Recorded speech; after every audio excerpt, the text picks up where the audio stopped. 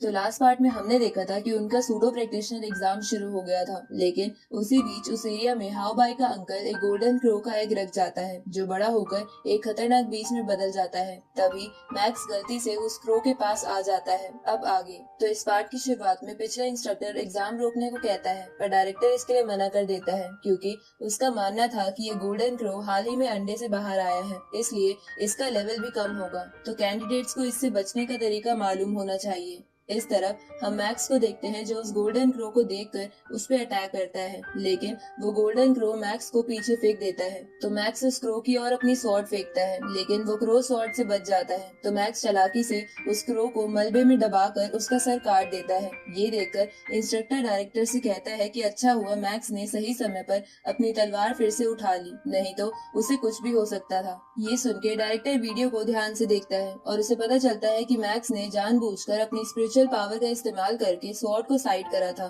ताकि वो उस बर्ड को आराम से पीछे से मार सके। आगे वो सभी कैंडिडेट्स वहाँ से बाहर आ जाते हैं, जहाँ उनमें से बहुत सारे कैंडिडेट्स घायल हो गए थे। अब एग्जामिनर रिजल्ट अनाउंस करता है, जिसमें वो बंदा जिसने मैक्स को चैलेंज करा था मैक्स से ज्यादा ईयर लेके आया था। ये जानकर मैक्स थोड़ा निराश हो जाता है, लेकिन उसे इस बात की खुशी भी थी कि वो एक सूडो प्रैक्टिशनर बन गया। आगे मैक्स घर पहुँच के ये बात अपने पेरेंट्स को भी बता देता है, जिसे सुनकर वो लोग बहुत खुश हो जाते हैं। अगले दिन मैक्स विज्ञान हॉल जाता है, जहाँ उसे एक रोबो गर्ल मिलती है और उसे कहती है कि मैं आपकी पर्सनल असिस्टेंट हूँ और आप चाहे तो मुझसे जिज्ञान हॉल या किसी प्रैक्टिशनर के बारे में कोई भी इन्फॉर्मेशन ले सकते हैं। ये सुन के मैक्स उससे स्पिरिचुअल मास्टर के बारे में पूछता है, जिसपे रोबो गर्ल मैक्स को बताती है कि स्पिरिचुअल मास्टर दो तरीके के होते हैं। पहले वो स्पिरिचुअल मास्टर जो किसी भी वेपन को बिना टच किए कंट्रोल कर सकते हैं, और दूसरे वो मास्टर जो अपोनेंट के माइंड पर अटैक करते हैं। इसके बाद मैक्स रोबो गर्ल से टेक्निक बुक्स दिखाने को कहता है, क्योंकि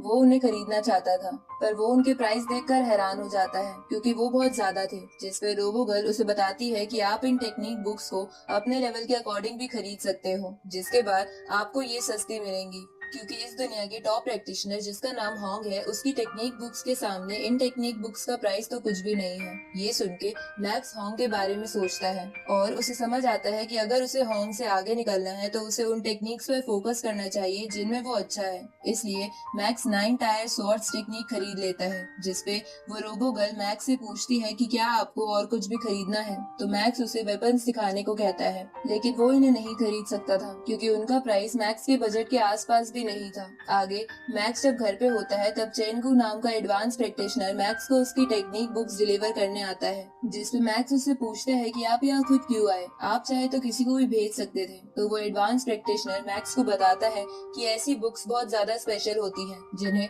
सभी लोग पाना चाहते हैं, इसलिए हम जिज्ञान हॉल के लोग किसी पे विश्वास नहीं करते। साथ ही तुम भी इन बुक्स को कॉपी या सेल नहीं कर सकते, वरना तुम्हें पनिशमेंट मिलेगी। इसके बाद वो एडवांस प्रैक्टिशनर मैक्स से कहता है कि मुझे पता चला है कि हाउ बाई नाम के लड़के की वजह से तुम्हें 1 महीने पहले जेल में बंद कर दिया गया था, और उसी के सिलसिले में हाउ बाई के अंकल जिज्ञान हॉल के थ्रू तुमसे मिलना चाहते हैं। ये सुनकर मैक्स उस अंकल से मिलने के लिए मान जाता है, जिसके बाद अगले दिन मैक्स वो एडवांस प्रैक्टिशनर, चीफ और इंस्ट्रक्टर हाउ बाई के अंकल से मिलते हैं, जहाँ हाउ बाई के अंकल उन सबसे कहते हैं कि मैक्स को ये सारी प्रॉब्लम्स मेरी वजह से फेस करनी पड़ी थी, इसलिए मैं ये मैटर खत्म करने के लिए मैक्स को $5 मिलियन दे सकता हूँ। जिसपे वो एडवांस प्रैक्टिशनर हंसते हुए उस अंकल से कहता है कि तुम्हें क्या लगता है मैक्स एक न्यू प्रैक्टिशनर है तो तुम उसे तंग कर सकते हो, पर मैक्स $5 मिलियन लेके ये मैटर क्लोज नहीं करेगा, बल्कि तुम्हें उसे $50 मिलियन देने होंगे। साथ ही हाउ बाई अपने घुटनों पे गिर के मैक्स के फादर से माफी मांगेगा। ये सुन के वो अंकल एडवांस प्रैक्टिशनर यानी चेनगू से कहता है कि मैं पैसे तो दे दूंगा, पर हाउ बाई माफी नहीं मांगेगा।